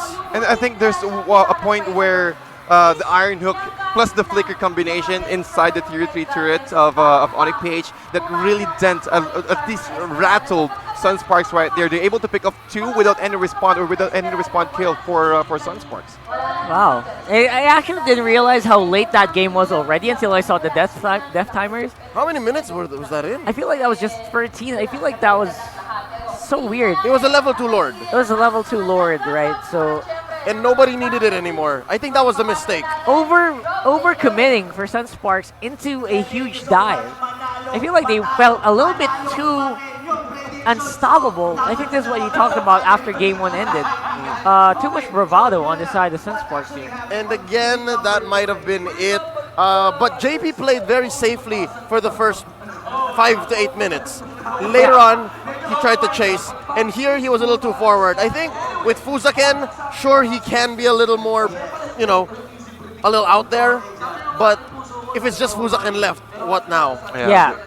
I feel like the lockdown was a big problem as well there against JP. It worked really well, and their positioning on that last fight was terrible. Well, playing over the Lord, Renzio went for the, what do you call that? Went straight in with the Phantom Steed, and then he dove in. He was in the middle of the fight. He was doing nothing because he got locked down, and he died right away without doing anything. Yep. So he ate all the bullets. Ate all the bullets at all. And also the damage for Mpl-Ph. He chased Iyaknu on that. I think that was the second to the last clash right there, and he got picked off with a Rhapsody. So without the Mpl-Ph, there's really no damage to help the rest of Sunsparks because those are 2 different skirmishes. So Mpl-Ph versus Iyaknu, again, the damage still there. Even it doesn't matter if you have the magic burst, but still the physical burst still reigns supreme. In game 1, it worked because because actually, interesting. Yeah, you're right. Mpl-Ph did the same exact thing he did in game 1 to win them the game. And here he tried it again. It didn't work. It really didn't work. For a majority of the game, it was working. I gotta say. I mean, it was just a poor team fight. This is a good fight right here. This is a 3 for 1. And then... This was the second to last fight where Fuzaken got caught up. Fuzaken got up, and then Mpl-Ph joined him. Yeah. A bit too much. Everyone else was outside. He was the only one in. And then here's Nice penalty zone. this is a bad trade. There Yeah, you go. very poor trade right there. Here, And here's the last mistake, I think. I really thought that Sunspark already had this after this one. But then yeah, I feel like afterwards, they had it. yeah, Oh no, 3 for 1. It's a 3 for 1. Yeah, but all because of the domain, because it's really difficult for them to run away or at least slow down. Here That it one. is. Again, DJ. look at the HP bar there. JP died right away. Yeah. Renzio was already dead before this started, so it was really a weird decision to go for the fight in the first place. And they forced Onyx into a fight that was favorable for Onyx. In my opinion, that was decision making was a big problem there. MVP of the game, Yakno, not conceding a single death. 9-0-6. Get all the items. Literally all the items. I think he was on a potion towards the end. Perfect stat line for a Granger, I gotta say. And that's exactly how I build my Granger, to be honest. Except for the lack of the Malefic Roar. Yeah, what would you put? I would actually put in a little bit more safety. I would go for like Immortality? Immortality for the last one. So that was a super glass cannon. And we were talking about how Onyx lacked damage. That guy made up for all of it. Yeah.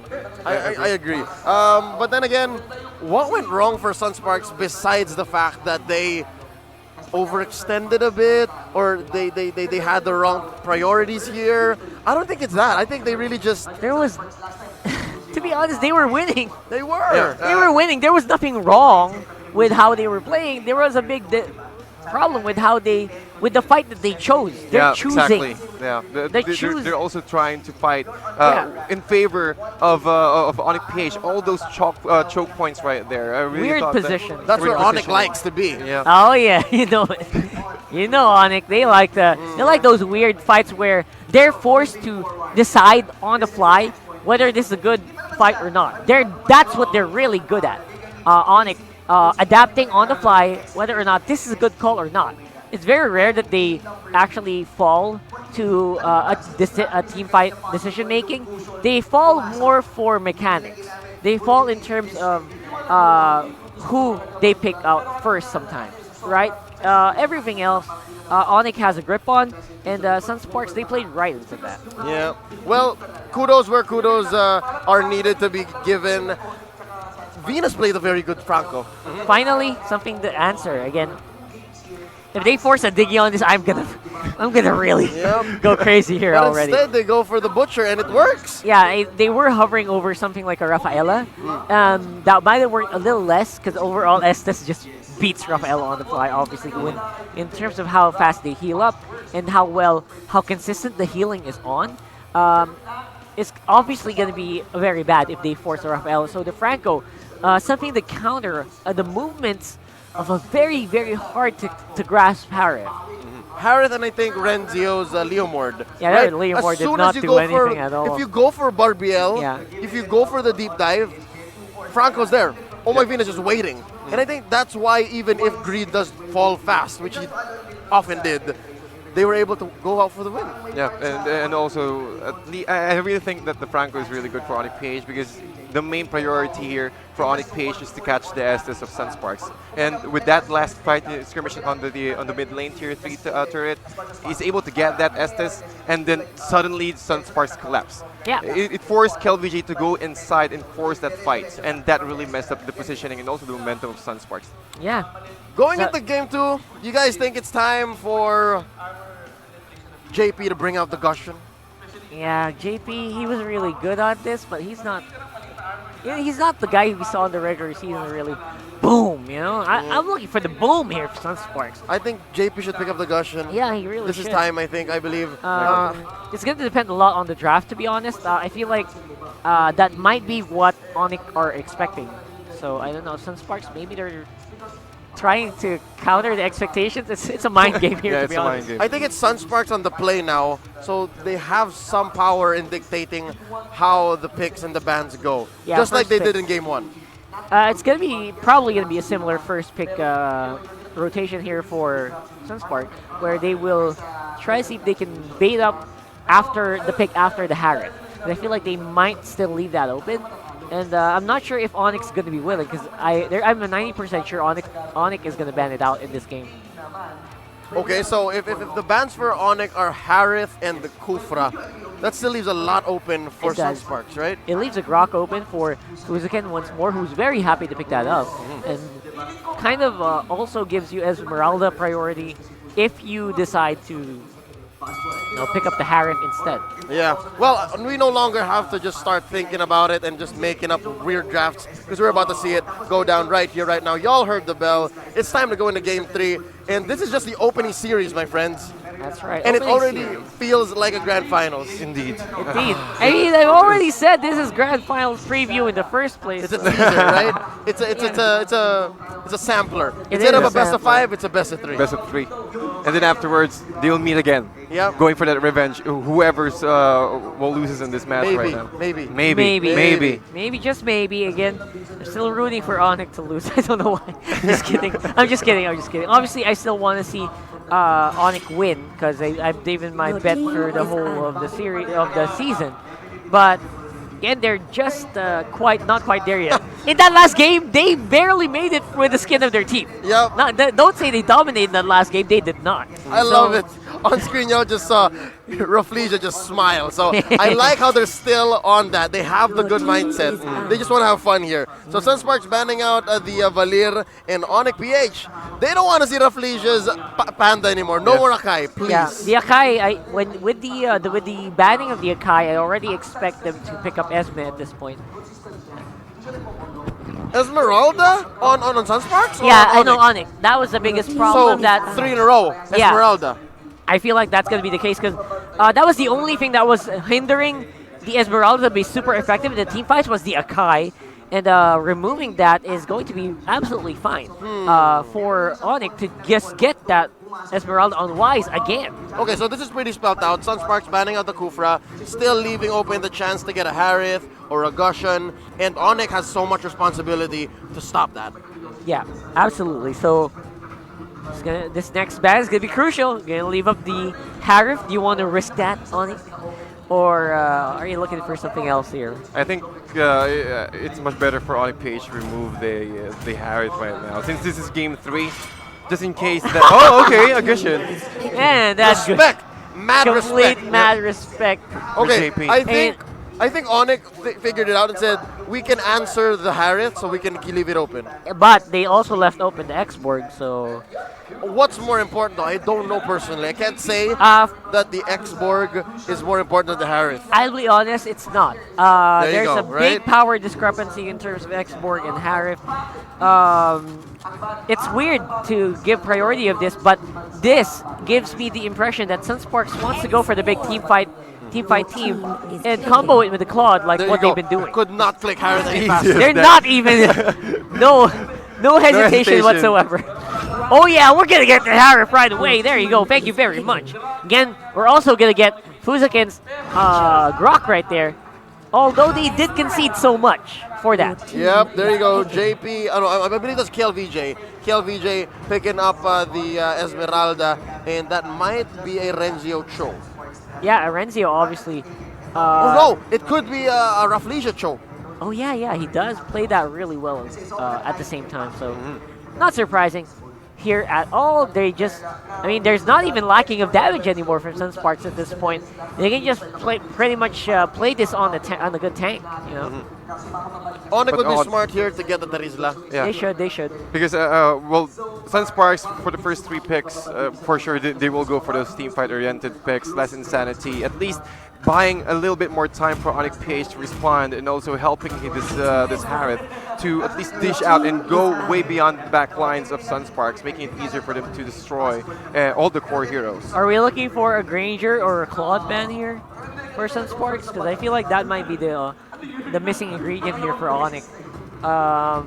If you want to pick up the Granger itself, okay, all right. Okay. I get it. It's more up their alley. It's more of what they usually pick up.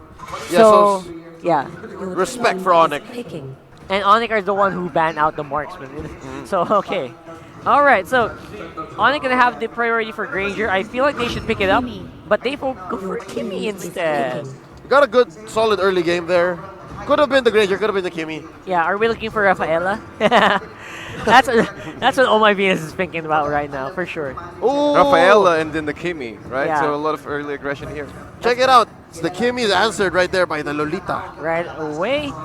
No surprises at all at this point. I feel like that's exactly where you want to be. The damage output here is real. Sun Sparks, again, this is the thing that was lacking supposedly. And they do hover over the Claude.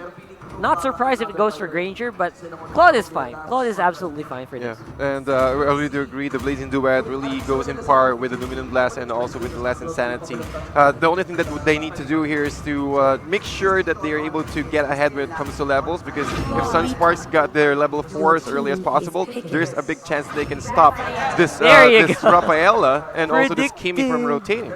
I mean, that's very basic already. I mean, I'm not even proud for predicting the Rafaela at this point. Everyone knows that's what it is. It's what happens. Yeah, it is what happens, and that's exactly how Onyx plays in the first place. Okay, so these lineups are not. We're not strangers to these. Not strangers. This is like an old friend. Especially on the side of Sun Sparks as well, where the recipe is having a Granger or a Claude. The only question there was it going to be a Granger or a Claude? So. But I like that it's a Claude because they're able to rotate faster as well. The Granger can't move as fast as a Claude. That's true. That's true. And between these two, if you really need to dive the back lines and get to the Kimmy, the Claude is the right answer. Yeah. That's right. Again, they're going to delay a little bit on the damage output though. For a majority of the game, Sun Sparks is probably going to farm it out. They'll relegate to maybe go for a tempo play at 10 minutes or 11 minutes in the game. And then afterwards, they can move on to just dominate team fights. The moment that, given that the Claude gets Demon Hunter Sword, the Golden Staff right away in about 6 or 7 minutes. Yep, 8 in the latest, and then they can just go from there. Ladies and gentlemen, this is a do or die for both of these teams to stay in the upper bracket. They really need it to keep their energy so that they can make it into the grand finals with much bravado. Ladies and gentlemen, we're about to make predictions here. We were wrong once, so let's say we're at neutral. We're at 0. So it's either we're right or we're wrong at this point. TDZ, what's your say? I'll go with Onyx here. I really do believe the power of the Kimi and the Rafaela, especially for the early game. I think what will happen here is they will just going to control the farm of JP again on his Claude. And if they are able to do that, it will be a very difficult play for Sun Sparks. Real quick, Rockhart, what do you say? It's Onyx. It's going to be an Onyx 2-1 just from the comp itself. This is what Onyx likes to play. This is comfort for them. And it's also a very high tempo comp. So I like that from Onyx. All right, well, I believe Sun Sparks will stay in the upper bracket and defeat Onyx here 2-1. Let's get to it. It's game 3 in a best of 3. It's Mpl-Ph versus Sun Sparks. Yeah, winner of this game is going to have a hugely fun day, a huge advantage when it comes to the grand final. A chill Sunday. A very chill Sunday, waiting for one game to go and be champion. Yep. But right now, let's a lot of aggression here, rather, for Mpl-Ph. Just like we mentioned earlier, always this Rafael and Kimi, man, just applies a lot of pressure, really messed up a lot of composition, or timing rather, especially for a team composition draft. Whoa, Renzio looking really low. There's the Guardian's Barrier. He just needs more hit. Is he going to survive here? No, he's not. Yakuno gets first blood. Renzio drops underneath his own tier 2 turret. Yeah, and that's what happens when you pick up Rafaela at this comp. It enables you to go for the very stable level 2 invades. No question whatsoever about your safety. Your damage is there. Your slow is there. Everything else is just going on to side the Onyx right now. Yeah. I mean, that kill was just a bonus, to be honest. And he's already level 3 now, and he might be able to secure another River Crab here. Greed moving forward. But Renzio, again, he still has the Firago armor, so it's no worry. But once the Firago armor has been removed, he really needs to run away and be careful, just like so. Energy transformation, and also the wall has been committed, but there's no minions left. So Renzio, utilizing his fire missiles, just try to remove all of those, preventing any kind of aggression. However, Felicia here moving forward, using the Jitundo and also the Flicker, just to run away from the Zaman Force of Weiss. Yeah, it's also the perfect comp to play Terizla on D-Lore because, you know, just leave him alone, that's going to be fine. Renzio cannot do the same. No, Mpl-Ph is bearing down hard on the bottom lane, and this turret is not going to be up for long. This turret, though, this turtle, they are going to trade for it. Sunsparks getting it, giving it to ya boy, KLVJ. But, oh no, Onyx is going straight for it. 3 minutes for a tier 2. Well, even with the shield, as you can see, the damage from Iyaknu is way too much. Renzio committing his last insanity. Where's the damage? Is the damage enough? No, it's not. Penalty zone will be committed. And here comes Fluzican with the charge into the falling star with KLBJ, able to secure that kill. But the main priority here is Iyaknu. They need to stop this Iyaknu from snowballing. Yeah, the snowball is going to be very difficult to stop here from the Kimi, to be honest, because of the comp that they have. It's going to be very hard to dive in. And even if you do dive in, there's no damage from Sunsparks at this point for the early game. Wow. Except for Renzio, which was pushed down and bullied so hard in the first few minutes of the game. He's neutered almost. Greed with the wild charge. Almost taken out JP. Body mass index. Battle mirror image out for the save. I'm almost rooting for that Guardian barrier to hit him, yeah? Kill, yes. Just for the YouTubes, yeah. Yeah, just for the clips, man. It's going to be so fun to watch here. To watch Iyaknu rotate around the map and just take everything from Sunsparks. JP going to have a harder time finding stuff to farm the way that Iyaknu is playing on this one.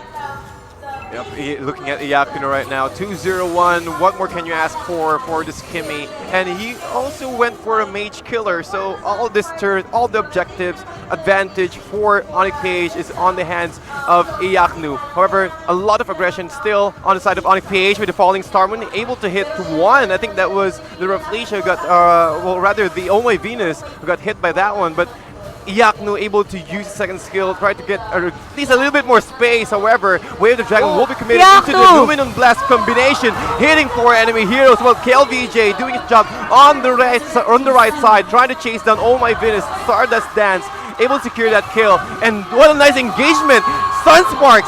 And he might be able to secure at least one more, and Greed trying to run away. Wild Charge will be committed. A nice exchange. Rafflesia will go down, but a triple kill for KLVJ. 4 for 2 exchange, wow. That's a solid exchange. You gotta say they overstayed their welcome there on the top side. And I feel like the missing Harif is also a big problem.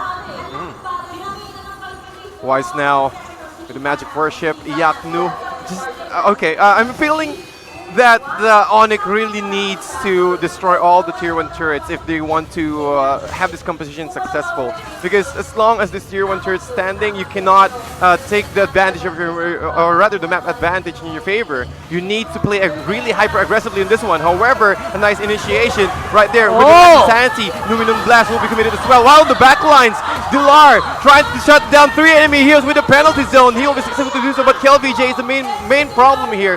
Iyaknu been isolated, Bulwark's been up, so that will end the engagement inside of Mpl-Ph. Iyaknu just having a hard time positioning himself. It's very difficult when there's a Cho always looking for you. At the same time, you know what? Fuzikin is always hitting all the good Luminum Blasts, so props to that guy. We haven't been noticing that. KLVJ, good damage output from the Esmeralda, surprisingly at this point. So, so far, Sunsparks, they're fighting back really well, and from dead even, we're up to 2K gold lead for blue side. We're not even at 6 minutes, and KLVJ is sitting at 6-0-1. That's scary. He also has Mystery Shop, so whatever he needs after that Calamity Reaper is gonna come easy. Big fight down middle. There's the last Insanity. A lot of damage being dropped. Zaman Force being committed right there. Oh My Venus dropping. Blazing Duet. Kills Iyaknu. JP gets the kill. KLVJ, Wise taking out Renzio as well as JP. KLVJ though taking it back to Wise. They are gonna retreat here. Wow! Stop this! Underneath their own. Oh my God! Someone stop them, man! Be a wipe, ladies and gentlemen. Oh, they're not stoppable at this point, man. Onyx is just going in one by one at that point. It was so bad to watch. Wow! I feel like their lack of experience in this scenario is really showing right now. It's one life away from a wipe, I said, and Greed just barely getting away. Exactly. If KLVJ was any more angrier, he could have gotten it. I like that. Look at the network. The anger was the big problem right there. Just a little bit. But good, what do you call it? Conservatism. I don't know what you call it. Discipline. There you go. For self-control. KLVJ. knowing that they are ahead and they don't need to do anything drastic to change that. Yeah, let Greed go home, whatever. Right. So far, so good here for SunSparks. They are going to get priority on the turtle once more. Onyx not even going to try to contest at this point. Man, KLVJ on the Esmeralda is just so scary right now. Yep, 9-0-1 at the moment. And, well, other than that, he does have the turtle buff. So, SunSparks, they can at least try to position themselves in the top lane, remove all of the outer towers first. At least that will disable Iyaknu from farming. And I think that's one of the best steps for them to end the game right away. Yeah, I would definitely go a little bit more faster here, but right now SunSparks playing safe just shows you that they can win. It goes you the statement they can win just through this, right? They don't need to rush it right away. They are confident in their skill. They should be able to get something more here later on. KLVJ still on that crazy record. I said he was 6-0-1, now he's 9-0-1, picking up that holy crystal. A lot of damage right now. Amp when it comes to magic damage. And yeah, well, just like we mentioned earlier, SunSparks now able to apply pressure into the bottom lane here, destroying this tier 2 turret. And Wise trying to catch up with the Feather of Heaven, but I think KLVJ already has at least 1 to 2 core items in his bands. JP with a Blazing Duet. He might be able to take down Oh My Venus. He'll be successful to do so. Falling Star in the top lane. Tier 3 turret. KLVJ being chased by Wise, but Wise is still able to take him down in the penalty zone. Plus the wall. Greed trying to chase down Renzio. Renzio doesn't have the Firago armor anymore. However, the main threat right here is Rafflesia. He's able to run away. Oh, the flicker. Enemy heroes. My goodness. And Wise, with his Zaman Force, he might be able to take down Rafflesia or maybe Fuzakin. Fuzakin with the up bulwark. And Greed trying to run away, might be able to run. No, he cannot. But at least he's able to lay down the wall, Renzio. make it difficult for Renzio to run away, and Wise with a nice turnaround using that Zaman Force. Yeah, I mean, Onyx did not have a very big flashy play for that one. They just went for pure sustainability, pure consistency with Wise just dodging left and right. To be honest, Onyx won that trade. Onyx won that engagement, but it bought SunSparks so much time. It did. For sure, they lost so many people, but right now they're all back. Yeah, right now I feel like that lead became 4,000 really quickly, and Iyaknu feels a little bit better at this point. Rockhart, make it 5. 5. Oh, there you go. It's crazy. That is absolutely bonkers. Right now, though, the Lord going to be the big target here for SunSparks. Will they secure this clean? I don't think Onyx should concede this.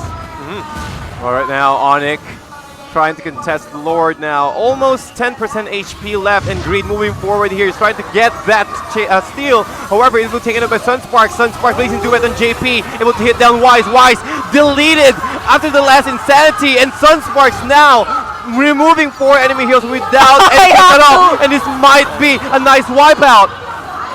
Yeah, it's just going to be a matter of time, really. Oh, there you go, Iyaknu. He's buying so. Yeah. He tried to buy a little bit more full time. run. Just so he can put them away from the base, right? Yep. He can just bait them out. But that's not gonna work. SunSparks, they're in position. They have the minions. They go for the push. This could be it. They're gonna penetrate for sure, but I think Onyx will be able to defend. But At it's that gonna be a hard one. It's gonna be a hard defense here at this point because SunSparks, they're knocking. They have top. They have mid. Bottom lane has Lords. Slow it down a little bit. DLR with a big penalty zone there. Not gonna be resulting to much. Everyone from SunSparks still pretty much ready to fight. Wise in the middle of the fight. His shield is so massive, but he will get taken out. Doesn't matter for the Esmeralda. And now that the Lord is already mushing in, all tier 3 turrets been taken out by SunSparks, and they're trying to end it right now. Oh My Venus will be deleted into that Blazing Duet, and SunSparks. This is it. 11 minutes, 20 seconds. SunSparks stays in the upper bracket. Wow. Well, it really shows that Mpl-Ph, once you're able to destroy the early game, it's really difficult for them to come back. Secured second place for the guys in blue there. Very impressive, I gotta say. Beating that early game tempo play from Onyx there, that was nothing. That's unheard of. It's very difficult to counter that and turn that around once you get a goal lead on the Kimmy. Throughout the whole season, we keep talking about how JP is our MVP. but today it seems like KLVJ stepped up hard.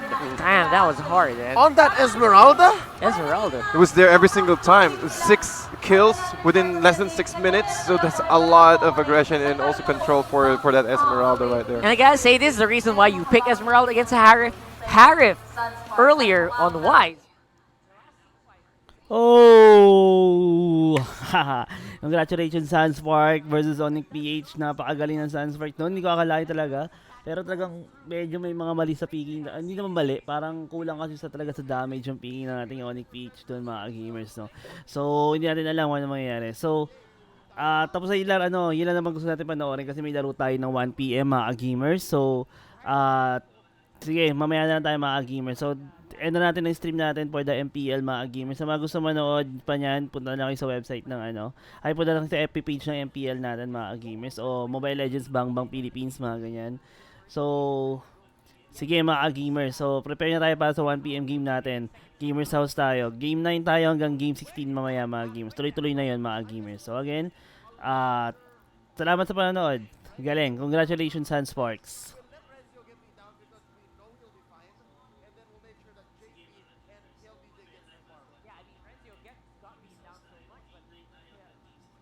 Ayan, salamat din, Mike Pogi. Ayan.